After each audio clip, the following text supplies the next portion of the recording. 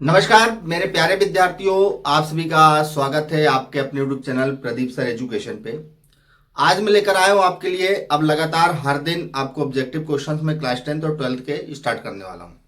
तो MP board exam 2024-25 objective questions लेकर आया हूं मैं, जिसमें क्लास 10th के लेसन जो फर्स्ट है अपना, जिसका नाम है रासायनिक अभिक्रियाएं एवं समीकरण। इसके कुछ ऑब्जेक्टिव में दूंगा आपको, सही विकल्प, खालिस्तान और एक वाक्य में उत्तर, ऐसे क्वेश्चंस मैं आपको आज अवेलेबल करवाने वाला हूं। तो आप सभी हमारे साथ बने रहिएगा और चैनल में नए आए हैं तो चैनल को सब्सक्राइब और दोस्तों को शेयर कर दीजिए, जिससे सभी को आपको ये ऑब्जेक्टिव सब बच्चों को मिल जाए, है ना। तो चलिए बिना देरी किए मैं स्टार्ट करता हूं। देखिए जो पहला क्वेश्चन है ध्यानपूर्वक समझिएगा। पहला है सही विकल्प चुनिए, जिसमें आपको दिया है जिस अभिक्रिया से एक नए पदार्थ का निर्माण होता है उसे क्या कहते हैं। ऑप्शन भी आपको दिखाई दे रहे होंगे। पहला ऑप्शन अभिकारक, दूसरा है रासायनिक समीकरण, तीसरा उत्पाद और चौथा संयोजन अभिक्रिया। तो इसका जो करेक्ट आंसर है वो उत्पाद है, यानी कि करेक्ट आंसर तीसरा, सी नंबर, है ना। इसका जो क्वेश्चन अगला है, हमारा शरीर भोजन को पचा लेता है, कौन सा परिवर्तन होता है। तो इसमें कौन सा परिवर्तन होगा, रासायनिक परिवर्तन आंसर होगा। ऐसे अभिक्रियाएं जिनमें दो या दो से अधिक अभिकारक मिलकर एकल उत्पाद बनाते हैं वो कौन सी अभिक्रिया होती है। ऑप्शन आपके पास दिए हुए हैं, रासायनिक अभिक्रियाएं, वियोजन अभिक्रियाएं, रेडॉक्स या संयोजन। तो संयोजन अभिक्रिया। अगला है निम्न में से कौन सा संयोजन अभिक्रिया का उदाहरण है। तो इसको ध्यान से देख लीजिए। पहला ऑप्शन है अवस्था में परिवर्तन, कोयले का दहन, रंग में परिवर्तन और ताप में परिवर्तन। तो इसका करेक्ट आंसर है कोयले का दहन। यदि आपको इसका पीडीएफ भी चाहिए होगा ना, मैं टेलीग्राम में दे दूंगा, लिंक प्रोवाइड करा दूंगा, तो वहां जाकर आप टेलीग्राम ज्वाइन करके आप इसको प्राप्त कर सकते हैं। निम्न में से कौन सा भौतिक परिवर्तन नहीं है। बर्फ का पिघलकर जल बनना, एलपीजी का दहन, नमक का पानी में घुलना या खोलते पानी से जल वाष्प। तो इसका आंसर है एलपीजी का दहन।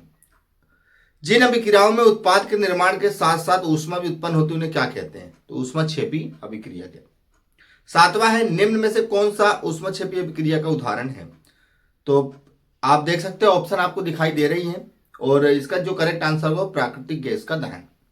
आठवां क्वेश्चन है किस अभिक्रिया में एकल अभिकर्मक टूटकर छोटे उत्पाद बनाते हैं। तो इसका जो आंसर करेक्ट है वो है वियोजन। बाकी आपको ऑप्शन दिखाई दे रहे होंगे। नौवां है जिस अभिक्रिया में अपक्षेप का निर्माण होता है उसे क्या कहते हैं। अपक्षेपण अभिक्रिया कहते हैं उसको, है ना। ऑप्शन देखते जाइएगा। कैल्शियम ऑक्साइड की जल के साथ अभिक्रिया किस प्रकार की अभिक्रिया है। तो यह अभिक्रिया आपको ऑप्शन दिए हैं, उदासीनीकरण अभिक्रिया, संयोजन अभिक्रिया, इनमें से कोई नहीं है, ऊष्माक्षेपी अभिक्रिया। तो इसका आंसर है ऊष्माक्षेपी अभिक्रिया। अगला है, ये आपको मैंने प्रोवाइड करा दिए हैं दस्टो। इसके बाद जो खालिस्तान है दस्टे प्रोवाइड करा देता हूं, इनको पढ़ना मैं अपनी तरफ से दे रहा हूं। और भी पार्ट 1 के भी और भी आएंगे, जैसे आप इनको याद कर लेंगे तो अगली सीरीज में चालू कर दूंगा। सेट में बनाए, set A, set B, set C, है ना। इस चीज के लिए खालिस्तान भरिए। रासायनिक समीकरण को संतुलन करने की विधि को खालिस्तान विधि कहते हैं। तो इसमें लिखा है हिट एंड ट्रायल विधि। रासायनिक अभिक्रिया के पहले एवं उसके पश्चात प्रत्येक तत्व के परमाणुओं की संख्या खालिस्तान होती है। तो इसका करेक्ट आंसर है समान होती है। रासायनिक अभिक्रिया किसी खालिस्तान को दर्शाता है। तो रासायनिक अभिक्रिया को दर्शाता है। चौथा है मैग्नीशियम तथा ऑक्सीजन जैसे पदार्थ जिसमें खालिस्तान होता है, रासायनिक परिवर्तन होता है। सूर्य के प्रकाश में सिल्वर क्लोराइड रंग को होकर सिल्वर धातु बनता है। क्या है, छूकर, सॉरी।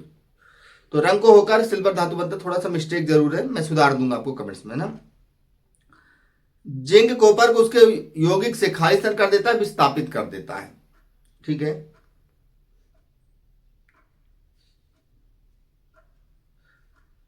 अच्छा, ये पांचवा एक बार और पढ़ देता हूं। सूर्य के प्रकाश में सिल्वर क्लोराइड दूसरे रंग को खालिस्तान धातु बनाता है, सिल्वर धातु। क्या बनाता है, सिल्वर धातु बना देता है। ये था। सातवां अभिक्रिया जिनमें अभिकारकों के बीच आयनों का आदान प्रदान होता है उसे खालिस्तान कहते हैं। तो द्विविस्थापन अभिक्रिया कहते हैं। आठवां है अभिक्रिया के समय जब किसी पदार्थ में ऑक्सीजन की वृद्धि होती तो उसे कहते हैं अपचयन, उसका कि उसका खालिस्तान हुआ है। तो ये क्या कह सकते हैं, उपचयन। ठीक है। नौवां है जब कोई धातु अपने आसपास अम्ल, आर्द्रता आदि के संपर्क में आती है तब ये खालिस्तान होती है, संरक्षित रहती है ना, होती है। 10वां अपचयित होने पर तेल एवं वसा खालिस्तान हो जाते हैं, विकृत गंधित। इस प्रकार सत्य असत्य भी आप देख सकते हैं। अंगूर का किण्वन होना ये भौतिक परिवर्तन है, असत्य है। रासायनिक समीकरण किसी रासायनिक अभिक्रिया को दर्शाता है, ये सत्य है बिल्कुल। इसके बाद अगला दिया है हमें कंगाली समीकरण को संतुलित करना आवश्यक है, सत्य है। चौथा है कैल्शियम क्लोराइड को चूना या बिना बुझा हुआ चूना कहते हैं, ये भी सत्य है। पांचवा ऊष्मा के द्वारा की गई वियोजन अभिक्रिया को ऊष्मीय वियोजन कहते हैं, ये सत्य है। ठीक है, अगला चलते हैं छठवां, सूर्य के प्रकाश में सिल्वर क्लोराइड दूसरे रंग को सिल्वर धातु बनाता है, ये भी सत्य है। जिन अभिक्रियाओं में ऊर्जा अवशोषित होती है उन्हें अवशोषी अभिक्रिया कहते हैं, क्या? बिल्कुल सत्य है ये भी। जिंक तथा लेड कॉपर की अपेक्षा कम क्रियाशील तत्व है, क्या ये सत्य है? क्या सत्य? असत्य है बिल्कुल। नौवां है जिन अभिक्रियाओं में अवक्षेप का निर्माण होता है उसे रेडॉक्स अभिक्रिया कहते हैं, ये भी असत्य है बिल्कुल। 10वां अभिक्रिया के समय जब किसी पदार्थ में ऑक्सीजन की वृद्धि होती है तो उसे अपचयन कहते हैं, क्या? असत्य है। 11वां है चांदी के ऊपर वाली परत और तांबे के ऊपर वाली परत चढ़ना संरक्षण के उदाहरण है, क्या? बिल्कुल सत्य है ये। ठीक है ना, आगे भी बढ़ेंगे, एक वाक्य में उत्तर भी बनाए। किसी संतुलन समीकरण का उदाहरण दीजिए, तो आपको देखिए बिल्कुल दिखाई दे रहा है NaOH plus NaCl NaCl plus H2O। इसके बाद रासायनिक समीकरण को संतुलित करने के लिए किस विधि का उपयोग किया जाता है? हिट एंड ट्रायल विधि का। हम लोहे की वस्तुओं में पेंट क्यों करते हैं? संरक्षण से बचाव के लिए। वर्षा के जल का पीएच मान 5.6 से कम हो जाता है तो वह क्या कहलाता है? अम्लीय वर्षा। 5वां है दो विलयनों को मिलाने पर एक अम्लीय पदार्थ बनता है, उस अभिक्रिया को क्या कहते हैं? तो इस प्रक्रिया क्या कहते हैं? अपक्षेपण क्रिया। अगला है सभी अभिक्रिया का नाम लिखिए जिसमें अभिकारकों के बीच आयनों का आदान प्रदान होता है, तो उसको कहते हैं द्विविस्थापन अभिक्रिया। वह कौन सा पदार्थ है जिसका उपयोग टूटी हुई हड्डी को सही जगह स्थिर करने के लिए किया जाता है? Plaster of Paris. 8वां है जलीय कॉपर सल्फेट का रासायनिक सूत्र क्या है? तो CuSO4 5H2O, है ना। ये क्वेश्चन थे मेरे प्यारे मित्रों, मेरे प्यारे विद्यार्थियों, मेरे प्यारे साथियों।